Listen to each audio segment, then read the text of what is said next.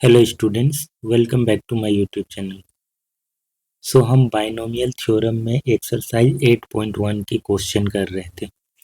हम कंटिन्यू करेंगे question number 11 के साथ। हमारे पास क्वेश्चन है a plus B to the power 4 minus A minus B to the power 4। इसका पहले हम एक्सपेंशन करेंगे, देन उस एक्सपेंशन की मदद से हम इसे इवेलुएट करेंगे, क्योंकि इसका जो भी फॉर्म है वो इससे मिलता जुलता है। अगर आप इससे कंपेयर करें तो आप पाएंगे कि a इक्वल टू है √3, b इक्वल टू है √2। ठीक है, बाकी चीज़ें अपनी जगह पर हैं। यहाँ पर भी देखेंगे √3 a की जगह पर, माइनस अपनी जगह पर, b इक्वल टू है √2। तो हम सबसे पहले क्या करेंगे, इसका एक्सपेंशन करेंगे। Solution a plus B to the power 4 minus a minus B to the power 4। तो जब हम बाइनोमियल थ्योरम की मदद से इसका एक्सपेंशन करेंगे तो क्या होगा, सबसे पहले आएगा 4c0 a to the power 4, then plus 4c1 a cube b plus 4c2 a square b square plus 4c3 a b cube plus 4c4 b के पावर 4, माइनस ले लेंगे एंड ब्रेकेट। ठीक है, अब यहाँ पर a माइनस बी पे power 4 इसका एक्सपेंशन करना है। तो अब जानते हैं कि माइनस वाला जो होता है अल्टरनेटिवली उसमें पॉजिटिव नेगेटिव आता है। तो सबसे पहले आएगा 4c0 a to the power 4, then minus 4c1 a cube b plus 4c2 a square b square minus 4c3 a b cube, then plus 4c4 b पे पावर 4। अब इसमें होगा क्या, जैसे ही हम इस ब्रैकेट को तोड़ेंगे माइनस अंदर जाएगा, जो माइनस वाले टर्म है वो प्लस हो जाएंगे, वो पॉजिटिव हो जाएंगे, और जो पॉजिटिव है वो इसमें नेगेटिव लग जाएगा। तो 4 हम चाहें तो यहीं पर कैंसल आउट भी कर सकते हैं। देखिए, ये जो 4c0 a to the power 4 है ये कैंसल होगा इसके साथ, क्योंकि जब ब्रैकेट हटेगा तो इसके साथ माइनस लगेगा, ये प्लस हो जाएगा, ये माइनस लगेगा, ये प्लस ये माइनस। तो जहाँ जहाँ माइनस लगेगा उसके पॉजिटिव टर्म के साथ वो कैंसिल होगा, यानी कि ये कैंसिल होगा, ये वाला कैंसिल होगा इसके साथ, देन ये वाला कैंसिल होगा इसके साथ। ठीक है, तो इसे कैंसिल आउट कर देते हैं हम पहले, ये इसके साथ, ये वाला इसके साथ कैंसिल होगा, देन ये इसके साथ, जो बच जाता है उसे हम ऐड कर लेंगे 4c1 a क्यूब b। तो माइनस से जब ये मल्टीप्लाई होगा तो ये प्लस बन जाएगा। ठीक है, कह सकते हैं कि हम एक स्टेप शॉर्ट कर रहे हैं। 2 4c1 a cube b plus 4c3 a b cube. ठीक है, इतना ही होगा। 4c1 इसका वैल्यू होता है 4 a cube b plus 4c3 equal to 4c1 होगा। ठीक है, 4c3 इक्वल टू 4c1 होगा, क्योंकि NCR बराबर NCN माइनस आर। यहाँ पर भी 4 आएगा, then A B cube. Finally यहाँ पे 2 4 जा 8 दोनों में से कॉमन आएगा, एंड इसके साथ साथ ए बी भी कॉमन आएगा, बचेगा क्या, ए स्क्वायर प्लस बी स्क्वायर। ठीक है, अब हम इसे इवेलुएट करेंगे जो भी हमने एक्सपेंशन किया उसकी मदद से। Now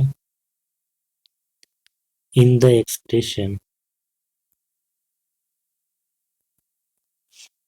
square root of 3 square root of 2 plus x पे power 4 minus square root of 3 minus root 2 power 4.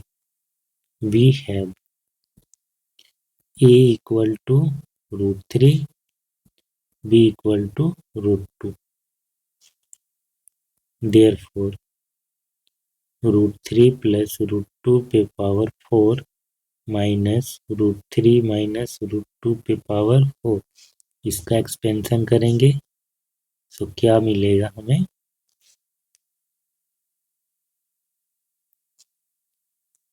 जो एक्सपेंशन करने के बाद हमें ये मिला था, बस इस पे फिट करना है हमें. सो 8 ए बी यानी कि root 3 and root 2, then root 3 का स्क्वायर प्लस रूट 2 का स्क्वायर. सो 8 रूट 6 आएगा ये 3 प्लस 2 5, 5 8 जा 40 रूट 6, इतना आंसर होगा. Question number 12, find x plus 1 पे पावर 6 प्लस x माइनस 1 पे पावर 6. इसका एक्सपेंशन कर लेंगे, उसके बाद हम इसे इवेलुएट करेंगे. सेम टाइप का क्वेश्चन है, ये भी करते हैं. x प्लस 1 पे पावर 6 प्लस x माइनस 1 पे पावर 6 क्या होगा? 6c1 x पे पावर 6 c नॉट होगा. ठीक है, 6c1 x पे पावर 5, और क्योंकि ये जो b वाला टर्म है वो 1 है तो उसको लिखने की जरूरत नहीं, सिंपली इसमें x का इंडेक्स घटते हुए चला जाएगा. फिर होगा 6c2 x पे पावर 4, 6c3 x पे power 3, 6c4 x square plus 6c5 x plus 6c6, और यहाँ पर x पे पावर 0, ये 1 हो जाएगा. प्लस इसके बाद है x माइनस 1 पे पावर 6, इसे एक्सपेंड करेंगे तो 6c0 x पे पावर 6 आएगा, माइनस होगा 6c1 x पे पावर 5, फिर प्लस 6c2 x पे पावर 4 माइनस 6c3 x पे power 3 plus 6c4 x square minus 6c5 x then plus 6c6. Cancel out क्या क्या होगा? ये इसके साथ, ये इसके साथ, C5 वाला इसके साथ, बस इसके अलावा कुछ भी कैंसिल नहीं होगा. बाकी जो बचेंगे उन्हें ऐड कर देंगे. 6c0 दो बार आएगा ना, सो 2 6c0 x पे पावर 6 हो जाएगा प्लस 2 6, एक ही बार हम ऐसा करते हैं, ब्रैकेट ही ले लेते हैं जहाँ पर 2 2 आ रहा है, तो ये हो जाएगा 6c2 x to the power 4 plus 6c4 x square plus 6c6. 6c0 का वैल्यू ये 1 होता है इंटू एक्स की पावर 6 प्लस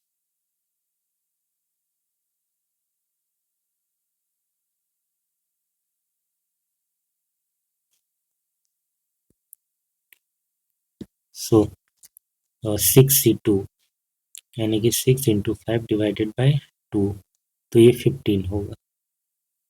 ठीक है, 6c2 का वैल्यू 15 एक्स पे पावर 4 प्लस 6c4 का वैल्यू 6c2 के बराबर होगा, यानी कि ये भी 15 होगा.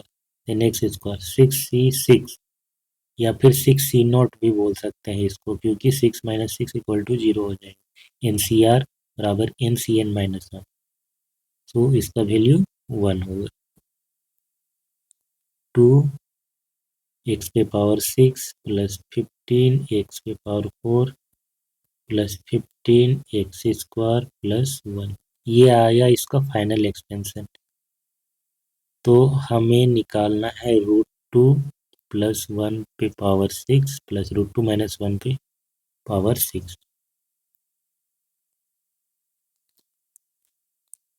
So we have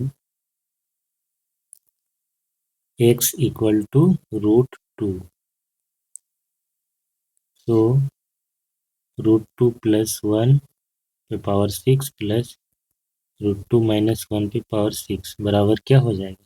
2 √2 पे पावर 6 प्लस 15 √2 पे पावर 4 प्लस 15 √2 का स्क्वायर प्लस 1. 2 √2 पे पावर 6 क्या हो जाएगा? 2 पे पावर 1/2 1/2 और 6 को काटेंगे तो 3 आएगा, तो ये हो जाएगा 8 प्लस 15 2 2 जा 4 2 पे पावर 1/2 और 4 को डिवाइड करेंगे सो ये हो जाएगा 4 प्लस 15 हो जाएगा 2 plus 1 2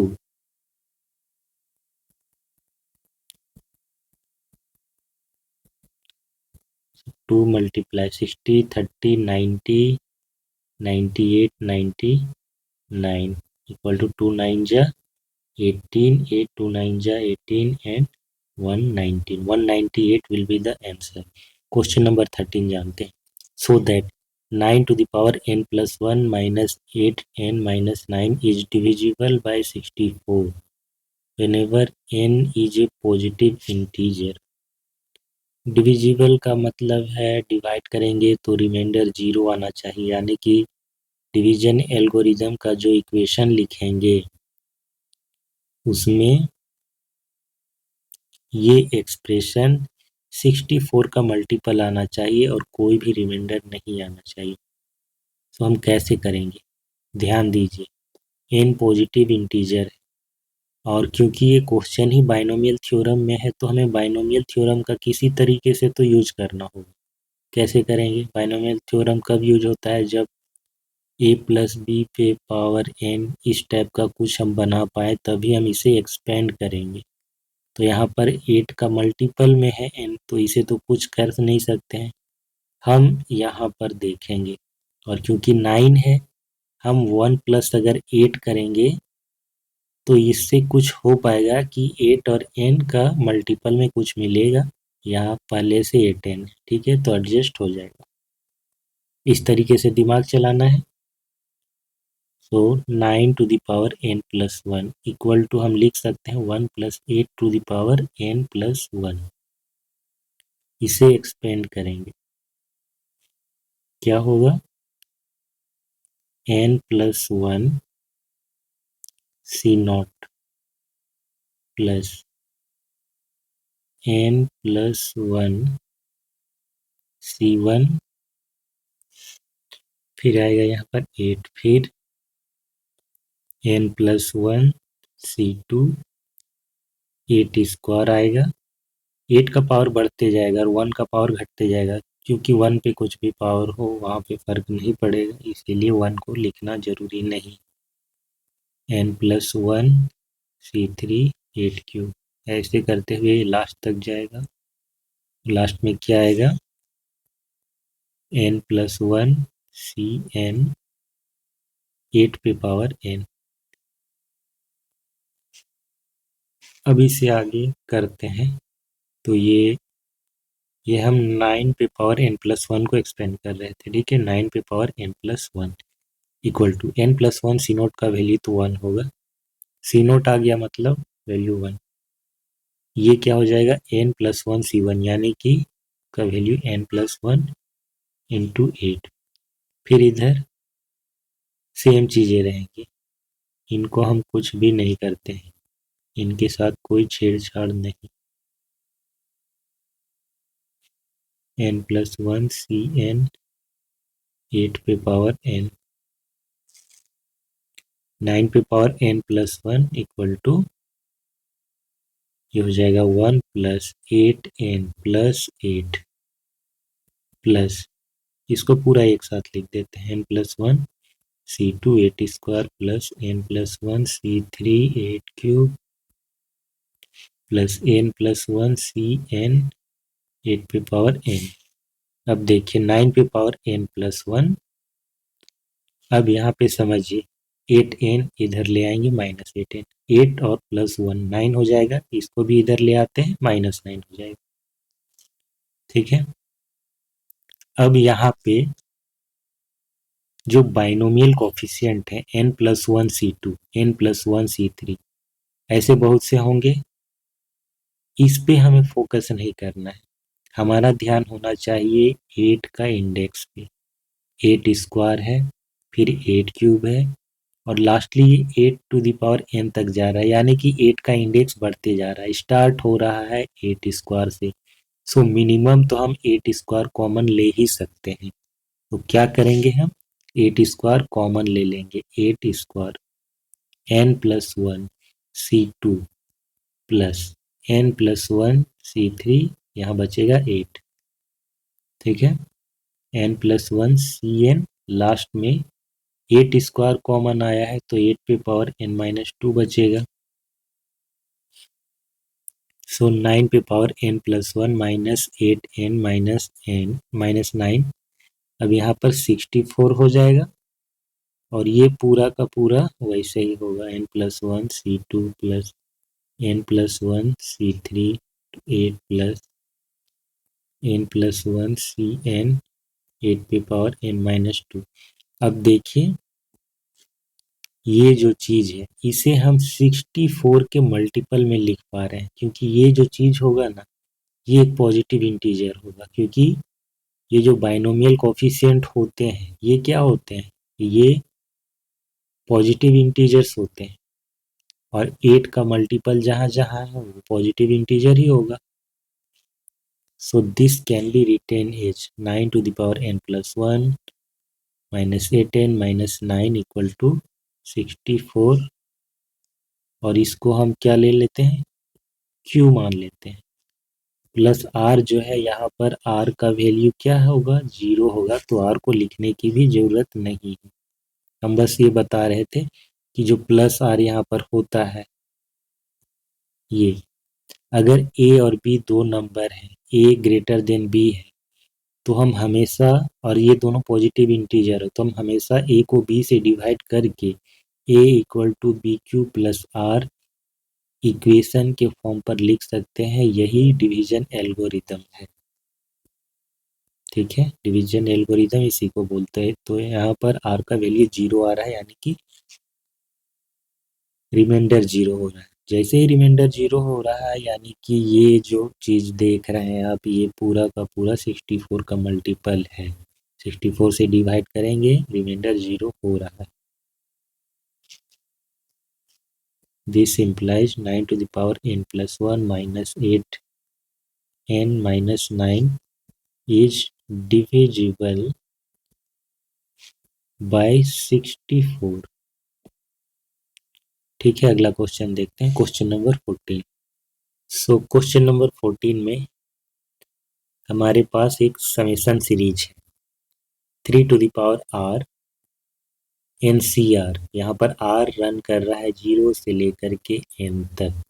so this can be written as 4 to the power n, ये कहा जा रहा है। तो चलिए इसे पहले हम समेशन सीरीज जो है इसे ब्रेक करते हैं। 0 से लेकर के n तक 3 to the power r NCR। So ये क्या हो जाएगा, 3 टू द पावर 0 NC0, ऐसे लिखते हैं ना।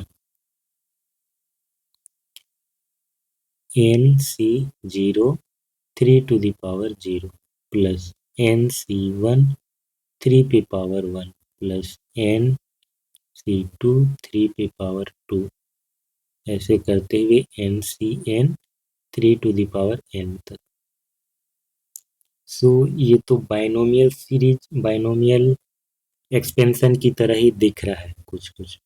ठीक है, बट यहाँ पर बाइनोमियल कोफिशिएंट तो ये है, इसके अलावा एक टर्म दिख रहा है आपको 3 वाला, जो दो टर्म होते हैं ना बाइनोमियल में, एक तो 3 है, इसका इंडेक्स धीरे धीरे बढ़ रहा है। दूसरा क्या होगा, दूसरा तो कहीं नजर नहीं आ रहा है, ना यहाँ पर ना यहाँ पर ना यहाँ पर ना कहीं पर। तो दूसरा नजर नहीं आ रहा है, इसका मतलब वो 1 होगा जरूर। ठीक है, 3 का इंडेक्स बढ़ रहा है, 1 का इंडेक्स जरूर घट रहा होगा, ऐसे हम कह सकते हैं। और क्योंकि 1 का इंडेक्स कुछ भी हो फर्क नहीं पड़ता है, तो यहाँ पर हम इसको मॉडिफाई करके लिख सकते हैं एन सी नॉट 3 पे पावर 0 इंटू 1 पे power n plus N C 1 3 पे पावर 1 1 पे power n minus 1 plus N C 2 3 पे पावर 2 1 पे power n minus 2 plus N C N 3 पे पावर n और 1 पे पावर हो जाएगा n माइनस n यानी कि 0। तो अब हम इसको लिख सकते हैं, कैसे लिख सकते हैं, 3 प्लस 1 पे पावर n और ये क्या होगा 4 पे पावर n, जो कि हमें प्रूव करना था यही। सो ये प्रूफ हो गया, क्वेश्चन नंबर 14 हो गया। सो ये लास्ट क्वेश्चन था इस एक्सरसाइज का। इसके बाद हम नेक्स्ट क्लास में स्टार्ट करेंगे कि ये जो भी एक्सपेंशन होता है उसका जनरल टर्म क्या होता है। उस जनरल टर्म की मदद से हम उस सीरीज का कोई एक टर्म निकाल पाएंगे। ठीक है, आपसे क्वेश्चन पूछा जाएगा कि फिफ्थ टर्म क्या है। अभी तो हम एक्सपेंड कर रहे हैं, लेकिन एक्सपेंशन हम कितना करेंगे, फिफ्थ पावर, सिक्स्थ पावर, इतना तक का कर सकते हैं। 10th पावर, 20th पावर, ऐसा रहेगा, बड़ा बड़ा इंडेक्स होगा, तो वहाँ पर एक्सपेंड करने में दिक्कत होगा। तो वहाँ पर आपसे एक्सपेंशन पूछा भी नहीं जाएगा, आपसे पूछा जाएगा इसका nth टर्म। अब n का वैल्यू कुछ भी हो सकता है, तो n का वैल्यू अगर हम फिफ्थ रखें तो फिफ्थ टर्म क्या होगा, 10 रख दें तो 10th टर्म क्या होगा। ऐसे आपको एक पार्टिकुलर टर्म पूछा जाएगा। हो सकता है कि मिडिल टर्म, एग्जैक्टली मिडिल में जो टर्म आ रहा है वो पूछ लिया जाए। ठीक है, तो हम जनरल एंड मिडिल टर्म के बारे में नेक्स्ट क्लास में पढ़ेंगे। उसके बाद हम आगे जानेंगे कोफिशिएंट, किसी पार्टिकुलर टर्म का कोफिशिएंट कैसे फाइंड आउट करना है। सो नेक्स्ट क्लास में ये सब चीज़ें डिस्कस करेंगे। आज के लिए बस इतना ही। वीडियो अच्छा लगा हो तो इसे लाइक और शेयर जरूर करें, चैनल को जरूर सब्सक्राइब कर लें। Thanks for watching, bye bye.